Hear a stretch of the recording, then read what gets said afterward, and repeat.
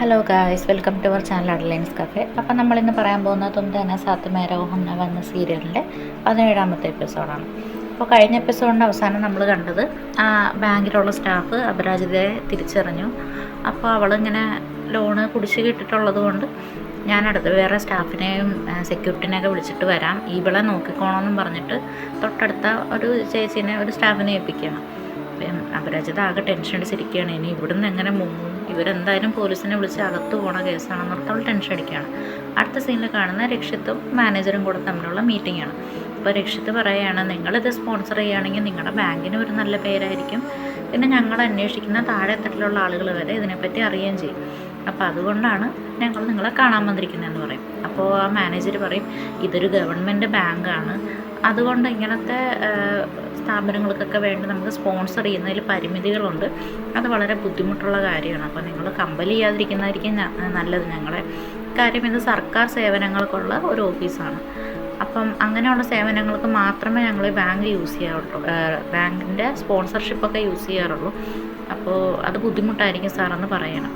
അപ്പോൾ രക്ഷിത പറയുകയാണ്, നിങ്ങളൊന്ന് ട്രൈ ചെയ്ത് നോക്ക്, പറ്റാത്ത കാര്യങ്ങളായിട്ടൊന്നും ഇല്ലല്ലോ, നിങ്ങളുടെ ബാങ്കും ഞങ്ങളുടെ കമ്പനിയും തമ്മിൽ എത്ര നാളായിട്ടുള്ള ബന്ധമാണെന്നൊക്കെ പറയണം. അപ്പോൾ ഇര എന്ന് പറഞ്ഞാൽ വളരെ പ്രാക്ടിക്കലാണ്. അവൾ നേരെ ബ്ലാക്ക്മെയിൽ ചെയ്യുന്ന രീതിയിൽ പറയുകയാണ്, ഇവരുടെ സ്ഥാപനത്തിൻ്റെ എന്ന് വെച്ചാൽ ഇവരുടെ കമ്പനിയുടെ ഒരു ഷെയറും പിന്നെ അവരുടെ ഡെപ്പോസിറ്റ് കംപ്ലീറ്റ് ഈ ഗവൺമെൻറ് ബാങ്കിലാണ്. അപ്പോൾ അതൊക്കെ ഞങ്ങൾ എന്തായാലും വേറെ ബാങ്കിലേക്ക് മാറ്റാൻ തീരുമാനിച്ചു. എന്തായാലും നിങ്ങൾ സ്പോൺസർഷിപ്പ് തരത്തില്ലല്ലോ, വേറെ 100 ബാങ്കുകളാണ് ഞങ്ങളുടെ ഡെപ്പോസിറ്റിന് വേണ്ടി ക്യൂ നിൽക്കുന്നത്, ഞങ്ങളെന്തായാലും അങ്ങോട്ട് മാറ്റാൻ പോകാമെന്ന് പറയുമ്പോൾ രക്ഷിത്ത് പറഞ്ഞു, ഇര നീ ബ്ലാക്ക് മെയിൽ ചെയ്യാൻ പാടില്ല, അത് വളരെ മോശം കാര്യമാണെന്ന് പറയണം. അപ്പോൾ ഇര പറയണം, ഞാൻ ബ്ലാക്ക് മെയിൽ ചെയ്തതല്ല, ഞാൻ വളരെ പ്രാക്ടിക്കലായിട്ട് ബിസിനസ് സംസാരിക്കുകയാണ്. ബിസിനസ് എന്ന് പറഞ്ഞാൽ ഇങ്ങനെ തന്നെയാണ്, നിനക്ക് എന്താ ഇത് മനസ്സിലാവാത്തത്, ഇപ്പം നീ കണ്ടു എന്താ നടക്കാൻ പോണേന്ന് പറയണം. അപ്പോൾ രക്ഷ്യത്തിനാകെ ഒരു ചമ്മലായി, എന്ന് വെച്ചാൽ അവൻ വലിയ കോട്ട് സൂട്ടൊക്കെ ഇട്ടിട്ട് ബ്ലാക്ക് മെയിൽ ചെയ്യാൻ വന്ന പോലെ നമ്മളെന്താ ഗുണ്ടകളാണോ എന്നൊക്കെ അവളോട് ചോദിക്കുകയാണ്.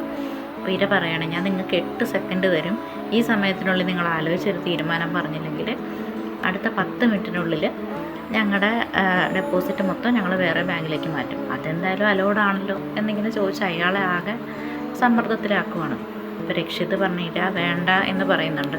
പക്ഷേ ഇവളിങ്ങനെ കൗണ്ട് ഡൗൺ സ്റ്റാർട്ട് ചെയ്യണം, നീ ചുമ്മാതിരിക്കുക, നീ ഒന്ന് കാമായിട്ടിരിക്കുക, ഞാൻ പറയട്ടെ എന്ന് പറഞ്ഞിട്ട് അവനെ തടയുവാണ്. അപ്പോൾ ആ ബാങ്കിലെ മാനേജർ പറയും, അയാൾക്ക് വേറെ വഴിയില്ല. അപ്പോൾ പുള്ളി പറയാണ്, ശരി ഞാൻ പറഞ്ഞത് ഒരിക്കലും നടക്കില്ല എന്നല്ലല്ലോ, കുറച്ച് ബുദ്ധിമുട്ടുണ്ടെന്നാണ് പറഞ്ഞത്, എന്നാലും ഞാൻ മാക്സിമം ട്രൈ ചെയ്യാം, നിങ്ങളൊന്ന് സമാധാനപ്പെട്, ഇങ്ങനെ ടെൻഷൻ ആക്കരുതെന്ന് പറയണം. അപ്പോൾ രക്ഷിത്ത് പറയണം, ഓ ഇത്ര പെട്ടെന്ന് നടന്നു, ഇയാളപ്പം ബ്ലാക്ക് മെയിൽ വീഴുന്ന ആൾ തന്നെയാണ്, ഇരയ്ക്ക് എന്തായാലും ബുദ്ധിയുണ്ട് എന്നൊക്കെ അവനിങ്ങനെ ചിന്തിക്കണം. പിന്നെ കാണിക്കുന്ന അപരാജിതേനാണ്. അവളെന്ന് പറഞ്ഞാൽ എങ്ങനെ അവിടെ നിന്ന് വലിയുമെന്ന് പറഞ്ഞിരിക്കുവാണ്. ഈ സ്ത്രീയാണെങ്കിൽ ഇവളെ തന്നെ ഇങ്ങനെ മോണിറ്റർ ചെയ്ത് അവിടെ നിൽക്കുകയാണ്. അപ്പോൾ ഒരു ഫോൺ കോൾ വന്നപ്പോൾ ആ സ്റ്റാഫ് അങ്ങോട്ടേക്ക് പോവുകയാണ്. അപ്പോൾ ഇവൾ ബാക്കിലേക്ക് നോക്കുമ്പോൾ മറ്റേ അവിടെ ഇരുന്ന ആ ഒരു സ്റ്റാഫ് ഉണ്ടല്ലോ, അയാൾ അവിടുത്തെ ഹെഡിനെയും സെക്യൂരിറ്റിനെയൊക്കെ വിളിച്ചുകൊണ്ട് വരുവാണ്. എന്ന് വെച്ചാൽ ഇവളെ കാണിച്ചു കൊടുത്ത് ഇവളവിടെ ഇരിക്കുന്നത് കാണിച്ചു കൊടുക്കുകയാണ്. അപ്പോൾ അവരിങ്ങനെ എന്ത് ചെയ്യണമെന്നുള്ള കാര്യങ്ങളൊക്കെ സംസാരിക്കുകയാണ്. എന്തായാലും പോലീസിനെ വിളിക്കുക, ഇല്ലെങ്കിൽ ഇനി രക്ഷപ്പെട്ടാൽ നമുക്കിനിയും പ്രശ്നമാകും, ഞങ്ങൾ കുറേ നാളായിട്ട് ഈ കേസ് സ്റ്റഡി ചെയ്യുകയാണ്, എന്തായാലും ഇവളിന്ന് വിടാൻ പാടില്ലെന്നൊക്കെ അവർ പറഞ്ഞുകൊണ്ടിരിക്കുകയാണ്. ഈ സമയത്ത് അവളിങ്ങനെ പ്രാർത്ഥിക്കുകയാണ്. അപ്പോൾ ഒരു എലി ഇങ്ങനെ അതിലൂടെ പോകുന്ന കാണിക്കുന്നുണ്ട്. അപ്പോൾ രക്ഷിത്ത് കാര്യം നടന്നല്ലോ എന്നൊക്കെ വിചാരിച്ച് നോക്കുമ്പോൾ ഈ എലീനെയാണ് കാണുന്നത്. ഇവന് എലീനെയൊക്കെ ഇങ്ങനെ ഭയങ്കര ധൈര്യശാലിയായിട്ടാണ് ഇതിൽ കാണിക്കുന്നത്. പക്ഷേ എലീനെ കണ്ടപ്പോൾ ഇങ്ങനെ പേടിച്ചിട്ട് അതേ എലി എന്ന് പറയണം. അപ്പോൾ ഇര പറയണേ, എലിയാ നീ എന്നെയാണ് എലി എന്ന് വിളിച്ചെന്ന് ചോദിക്കുകയാണ്. പറഞ്ഞ് നിന്നെ എല്ലടി അങ്ങോട്ട് നോക്ക്, അവിടെ എലി ഉണ്ടെന്ന് പറയാണ്. ഇവൻ പേടിച്ചിട്ട് എലീനെ കണ്ടിട്ട് കസേരപ്പുറത്ത് ഇങ്ങനെ കയറി നിൽക്കുവാണ്. അപ്പോൾ ഇര ചോദിക്കുന്നുണ്ട്, അത് എലിയല്ലേ, അല്ലാതെ വേറെ വലിയ വിഷമുള്ള സാധനമൊന്നും അല്ലല്ലോ, നീ എന്തേ കാണിക്കുന്നത്, താഴെ ഇറങ്ങാൻ പറയണം. അപ്പോൾ ആ മാനേജറോട് പറയണേടോ താൻ എന്ത് നോക്കി നിൽക്കുകയോ ഓടിക്ക്, ഇതാണ് ഒരു ഗവൺമെൻറ് ഓഫീസാന്ന് പറഞ്ഞിട്ട് എന്താ കാര്യം എന്നൊക്കെ പറയണം. ഈ സമയത്ത് അപരാജിതരുടെ അടുത്തേക്ക് ആ സ്റ്റാഫും ബാക്കി സെക്യൂരിറ്റികളൊക്കെ വരികയാണ്. അപ്പോൾ രക്ഷിത്ത് അവിടെ പേടിച്ചിട്ട് ഓരോ പ്രശ്നങ്ങളൊക്കെ അലമ്പാക്കിക്കൊണ്ടിരിക്കുകയാണ്. എല്ലാവരും വഴക്കിടണം, ഞാനിവിടുന്ന് പോവുകയാണെന്നും പറഞ്ഞ് അവൻ ആ ക്യാബിനിൽ നിന്ന് ഇറങ്ങി നേരെ വരുന്ന അപരാജിത നിൽക്കുന്ന സ്ഥലത്തേക്കാണ്. അവളെയും പിടിച്ച് മുന്നിൽ നിർത്തുകയാണ്. എലി വന്നെന്നും പറഞ്ഞിട്ട് എലിയുടെ മുന്നിലേക്ക് അവളെ പിടിച്ച് നിർത്തുകയാണ്. അപ്പോൾ അവൾ പറഞ്ഞു എന്താ പ്രശ്നം എന്ന് ചോദിക്കുമ്പോൾ ഇടി ഇതേ നോക്ക് എലി എന്ന് പറഞ്ഞിട്ട് അവൻ ബഹളം വയ്ക്കുകയാണ്. പറഞ്ഞ് എലീനെ പിടിക്കാതെ എന്നെ കയറി പിടിക്കണേ, എന്തിനാ എന്നെ വിടാൻ പറയണം അവൾ. അപ്പോൾ പറഞ്ഞ് എലി പിടിക്കും വേഗം വാന്നും പറഞ്ഞിട്ട് ഇവളെ ഇങ്ങനെ മുന്നിൽ പിടിച്ചുകൊണ്ട് അടുത്ത ക്യാബിനിലേക്ക് അറിയാണ്ട് കയറുകയാണ് അങ്ങോട്ട്. അപ്പോൾ ഇവൾ പറഞ്ഞത് താനെന്താ ഇവിടെ, താനാണോ എന്നെ കയറി പിടിച്ചത്, താനെന്താ ഇവിടെ എന്ന് ചോദിക്കുകയാണ്. ഇപ്പം അതിനുള്ള സമയമല്ല, എലി വരുന്ന കണ്ടില്ലേ, വേഗം മാറുക അല്ലെങ്കിൽ അത് മേത്തേക്ക് കയറും എന്നൊക്കെ പറയണം. അപ്പം അവൾ ചോദിക്കണേ ഇവിടെ എനിക്ക് കാണുന്നില്ലല്ലോ എന്ന് ചോദിക്കുകയാണ്. അപ്പോൾ ആ മേഡത്തിൻ്റെ സാരിയുടെ അടിയിൽ ഉണ്ടെന്ന് പറയുകയാണ്. അപ്പോൾ സത്യത്തിൽ അവരുടെ സാരിയുടെ അടിയിൽ കയറി. അപ്പോൾ അവരും അവിടെ ഉള്ളവരും ഒക്കെ ആകെ പാനിക്കാകാണ്. അപ്പോൾ ഈ സമയത്ത് ഇവർ ഒരു സൈഡിലേക്ക് ഓടും, ആ സ്റ്റാഫും സെക്യൂരിറ്റിയൊക്കെ വേറൊരു സൈഡിലേക്കും പോവാണ്. സത്യത്തിൽ എനിക്ക് മനസ്സിലാകാത്തത് കാര്യം എന്ന് വെച്ചാൽ ഇപ്പോൾ കേരളത്തിലെ ഒരു ഓഫീസിലാണ് ഇത് നടക്കണമെങ്കിൽ നമ്മൾ ഇത്ര പാനിക്കാവില്ല. ഇവർ ഈ നോർത്തിലുള്ള ഒരു എലീനം പല്ലീനം പാറ്റേനും എന്താണ് ഇത്ര പേടിക്കണമെന്ന് എനിക്ക് അറിഞ്ഞൂടെ. അപ്പോൾ നമുക്ക് കഥയിലേക്ക് തിരിച്ചു വരാം. അപ്പോൾ ഇവർ രണ്ടുപേരും കൂടെ പേടിച്ചിട്ട് ഒരു മുറിയിലേക്ക് കയറുവാണ്. അപ്പോൾ രക്ഷിത പറയുന്നുണ്ട് വാതിലടയ്ക്ക് വേഗം വാതിലടയ്ക്കുക എന്ന് പറയണം. അപ്പോൾ അവൾ ചോദിക്കണം അതെന്തിനാ വാതിലടയ്ക്കണേ, നമ്മളകത്ത് കയറിയപ്പോൾ വാതിലടയ്ക്കേണ്ട ആവശ്യം എന്നാണ് ചോദിക്കണം. പറഞ്ഞു എടോ എലി അകത്ത് കയറുടോ, വേഗം വാതിലടയ്ക്കാൻ പറയുകയാണ്. അപ്പോൾ അവൾ പറഞ്ഞേ എലി അകത്ത് കയറിയാലും ഞാൻ വാതിലടയ്ക്കില്ല, ഒരു അന്യപുരുഷൻ്റെ കൂടെ വാതിലടച്ചിരിക്കേ എന്നൊക്കെ അവൾ പറയണം. അപ്പോൾ പറഞ്ഞ് നീ അടയ്ക്കണില്ലെങ്കിൽ ഞാൻ അടയ്ക്കാമെന്ന് പറഞ്ഞ് അവനിങ്ങനെ അടയ്ക്കാൻ പോകുമ്പോൾ ഇവളെ തന്നെ ഇങ്ങനെ ഡിഫെൻഡ് ചെയ്ത് നിൽക്കുകയാണ്. ഞാൻ അടയ്ക്കാൻ സമ്മതിക്കില്ല, എനിക്ക് പോകണം, ഞാൻ അടയ്ക്കാൻ സമ്മതിക്കില്ല എന്നൊക്കെ പറയാം. പറഞ്ഞു മര്യാദയ്ക്ക് അടച്ചു, ആ എലി എങ്ങനെ അകത്ത് കയറിയാലുണ്ടല്ലോ അതിനെ ഞാൻ ഇടിക്കുമെന്നൊക്കെ പറയണം. അപ്പോൾ അവസാനം എലി അവളുടെ കാലിൽ ഇങ്ങനെ ടച്ച് ചെയ്യാൻ പോകുമ്പോൾ അവൾ വാതിലടയ്ക്കുകയാണ്. എലിയും അകത്തേക്ക് കയറി. അപ്പോൾ വാതിൽ ലോക്കായി പോവുകയാണ്. ഇവർ രണ്ടുപേരും കയറി ഒരു ഡെസ്കിൻ്റെ മുകളിലിരിക്കുകയാണ്.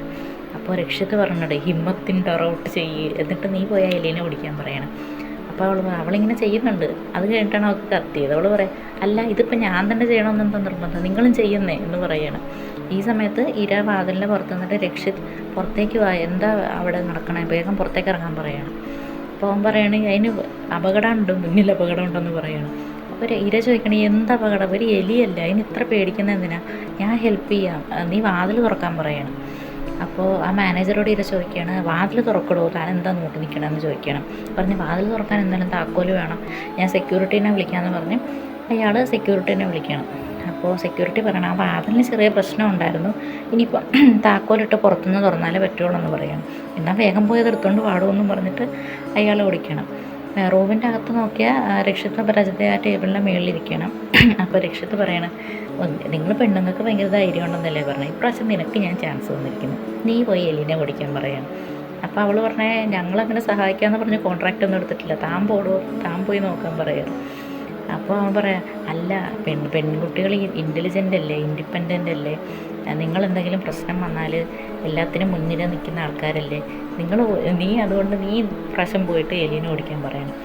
അപ്പോൾ അവൾ പറഞ്ഞു ഇതൊക്കെ കൊണ്ട് എലീനെ ഓടിക്കണതായിട്ട് എന്താ താൻ പോയി ഓടിക്കുക, എനിക്ക് പേടിയാന്ന് പറഞ്ഞ് രണ്ടുപേരും ഇങ്ങനെ അങ്ങോട്ടും ഇങ്ങോട്ടും ഇരിക്കണം. അപ്പോൾ അവൻ പറയണം ഹിമ്മത്തിൻ്റെ ഔട്ട് ചെയ്യുക, അപ്പം നിനക്ക് കുറച്ച് ധൈര്യം കിട്ടും, എന്നിട്ട് ഇനി ഓടിക്കാൻ പറഞ്ഞ് അവളെ താഴേക്ക് തള്ളിയിടുന്നു. അപ്പോൾ അവൾ നേരെ ഓപ്പോസിറ്റ് ഓടിയിട്ട് ബാക്കിൽ കയറി വന്നിട്ട് പറയണം അല്ല തനിക്കും ബാധകമല്ലേ ഇത്, തനിക്ക് ഹിമ്മത്തിൻ്റെ ഔട്ട് ബാധകമല്ലേ എന്നും പറഞ്ഞ് അവനെ പിടിച്ച് തള്ളി താഴെ ഇടുകയാണ്. രണ്ടുപേരും ഇവിടെ അടി കൂടിക്കൊണ്ടിരിക്കുകയാണ്.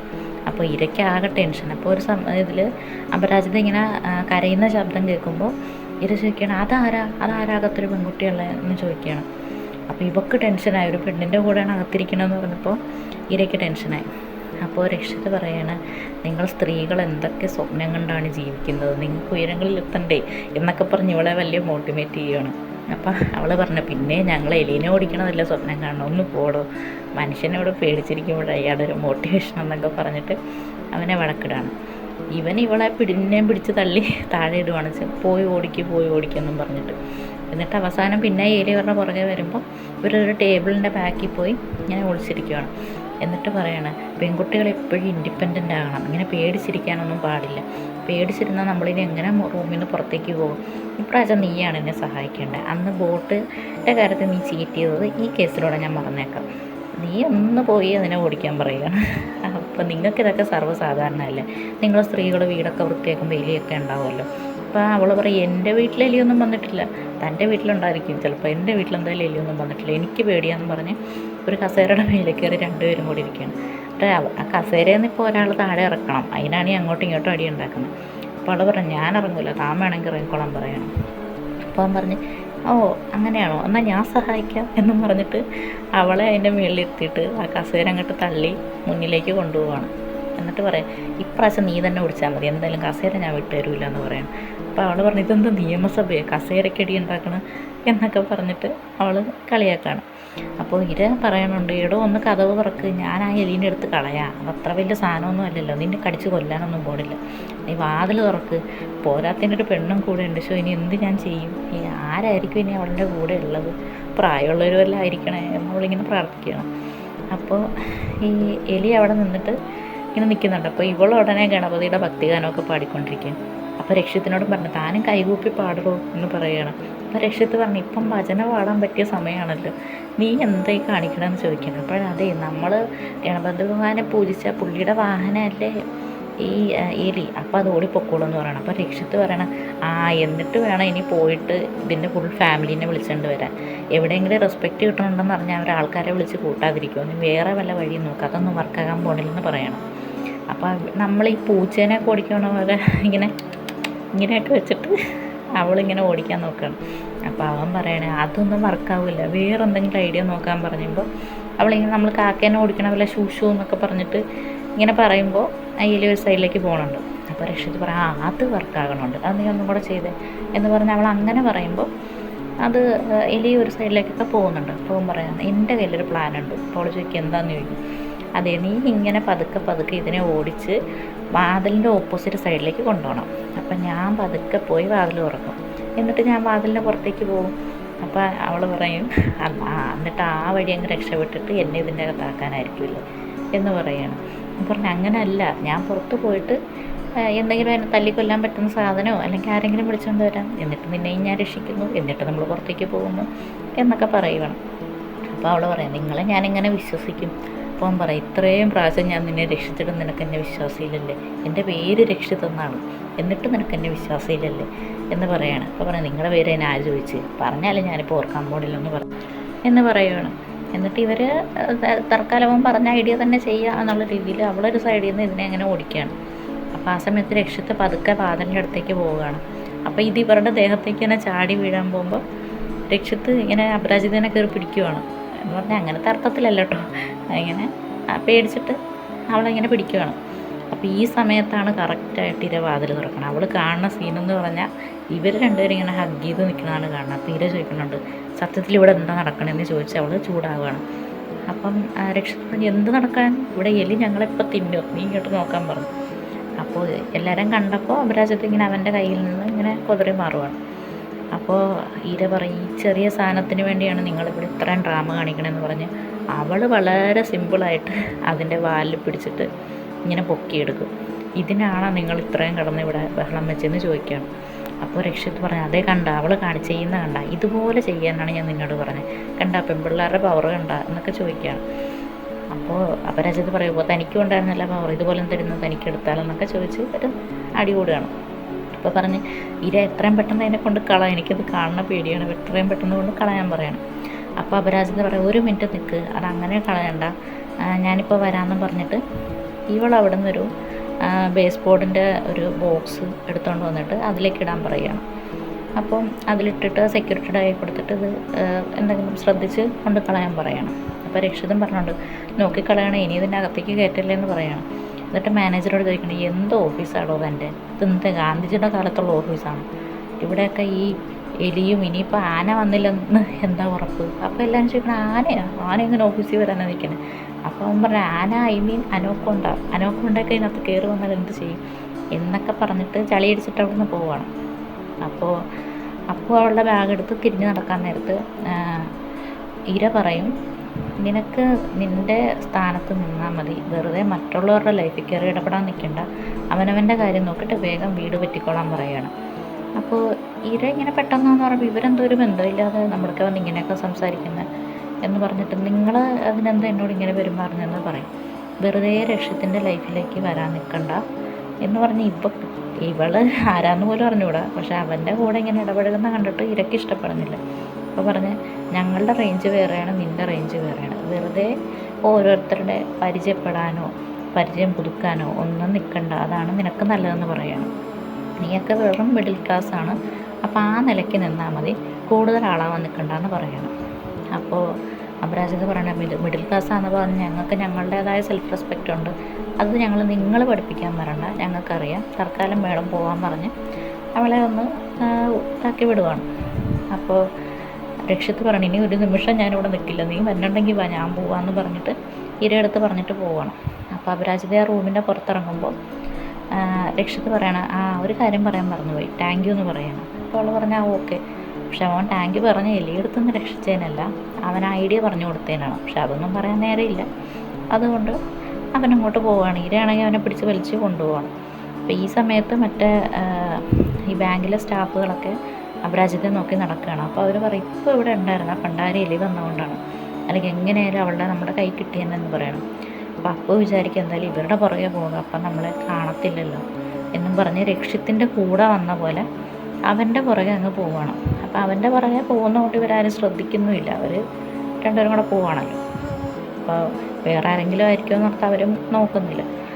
അപ്പോൾ ഈ സ്റ്റാഫുകൾ പറയണ ഇവിടെ ഉണ്ടായിരുന്നതായിരുന്നു, നമ്മളൊന്നും കൂടെ ശ്രദ്ധിക്കേണ്ടതായിരുന്നു, വെറുതെ കൈ വന്ന അവസരം വിട്ടുപോയെന്ന് പറയണം. അപരാജിത നേരെ പുറത്തേക്ക് പോയി. അപ്പോൾ രക്ഷിത് പിന്നെ അകത്തേക്ക് നോക്കുകയാണ്, അവളെ കാണുന്നില്ല, ഇവള് പോയോ എന്നോർത്തിട്ട് നോക്കുകയാണ്. അപ്പോൾ ഇര ചോദിക്കുന്നുണ്ട് നീ ആരെയടി നോക്കുന്നത്, വേഗം വരാൻ പറയണം. അപ്പോൾ അവൻ പറയണം ഞാൻ ആ പെണ്ണ് പോയോ എന്ന് നോക്കിയതാണ്. അപ്പോൾ അവൾ ചോദിക്കണം ആ പെണ്ണുമായിട്ട് നിനക്കെന്താ എത്ര ബന്ധം, എപ്പോഴും അവളുടെ കാര്യം പറയണുണ്ടല്ലോ എന്ന് പറയുന്നു.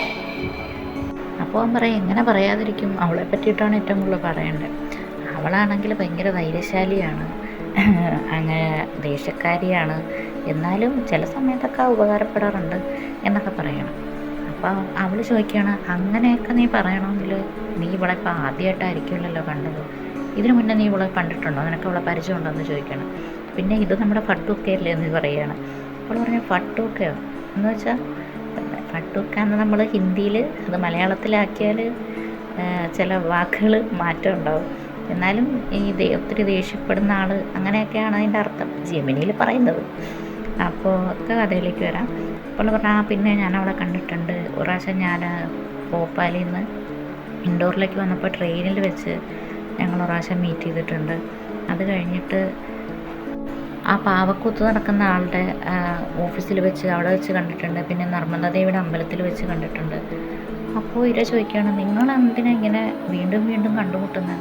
അവൻ പറഞ്ഞാൽ ചിലപ്പോൾ അത് വിധിയായിരിക്കും, അതുകൊണ്ട് കാണുന്നതായിരിക്കും, നമ്മളിപ്പോൾ പ്രീ പ്ലാൻ ചെയ്തിട്ടൊന്നും കാണാനല്ലല്ലോ, ഞാൻ അവളുമായിട്ട് മീറ്റിംഗ് ഒന്നും വിളിച്ചിട്ടല്ല അവൾ വരുന്നത്, പല സ്ഥലത്ത് വെച്ച് കാണുന്നതേ ഉള്ളൂ, ഒരേ നഗരത്തിലാകുമ്പോൾ അങ്ങനെ കണ്ടെന്നൊക്കെ ഇരിക്കും, അതിലിപ്പോൾ എന്താ.